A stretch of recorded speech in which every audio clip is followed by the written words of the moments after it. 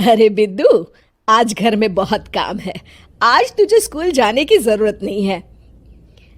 लेकिन दादी, आज तो स्कूल में मेरा टेस्ट है। अरे एक दिन स्कूल नहीं जाएगी तो ऐसी कौन सी तेरी कलेक्टर की पढ़ाई छूट जाएगी। वैसे भी मैं देख रही हूँ आजकल तो बड़ी ढीठ हो गई है। अपनी दादी की बातें सुनकर बिंदु नाराज हो जाती है। तभी उसकी माँ कहती है,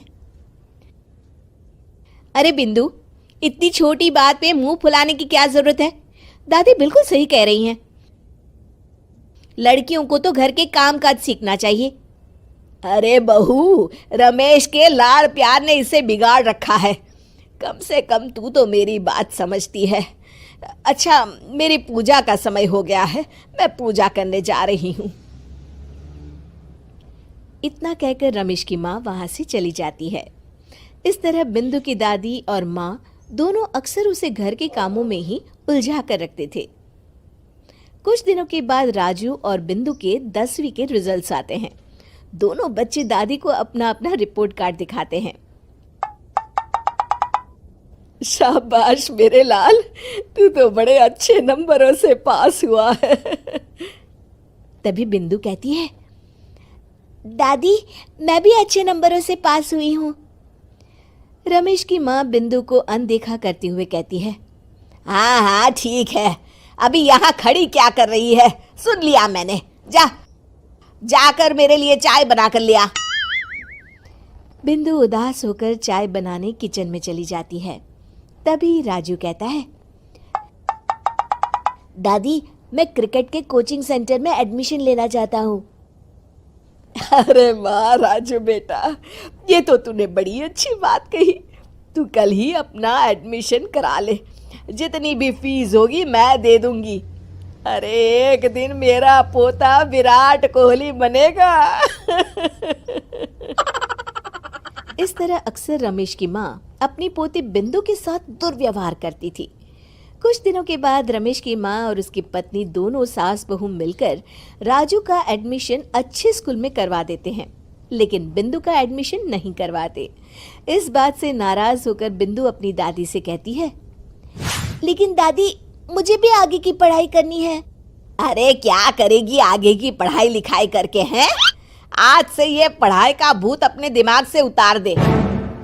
इतना कहकर रमेश की माँ वहां से चली जाती है।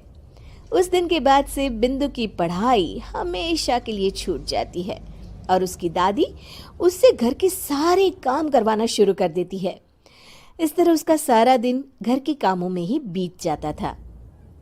कुछ दिन बीत जाते हैं और एक दिन रमेश छुट्टियों पर घर आता है।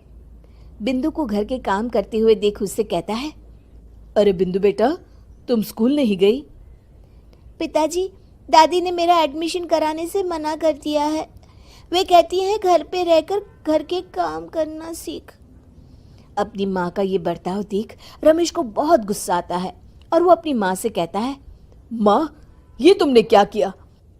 आगे की पढ़ाई के लिए स्कूल में बिंदु का एडमिशन क्यों नहीं करवाया? अरे बेटा, लड़की जात है, ज्यादा पढ़ लिख कर क्या करेगी? वैसे भी शादी के बाद तो इसे घर के ही काम करने हैं ना। तुम किस जमाने में जी रही हो माँ? अगर कल्पना चावला के घर वाले भी तुम्हारी सोच के होते तो क्या वो पूरी दुनिया में हिंदुस्तान का नाम रोशन कर पाती? इसका स्कूल छुड़वाकर तुम इसका भविष्य बर्बाद कर रही हो, लेकिन मेरे रहते ऐसा नहीं होगा। बिंदु बेटा, कल ही तुम्हारा एक अच्छे स्कूल में एडमिशन करा दूंगा। तुम जितना चाहे उतना पढ़ो। मेरे होते हुए तुम्हें किसी बात की चिंता करने की जरूरत नहीं है। अपने पिता से हौसला पाकर बिंदु खुश हो जाती है और कहती है, जी पापा, मैं खूब मन लगाकर पढ़ाई करूंगी और बड़ी होकर डॉक्टर बनूंगी। ये हुई ना बात। शाबाश मेरी बेटी। शिक्षा, लड़का हो या लड़की, हमें दोनों को आगे बढ़ने का मौका देना चाहिए।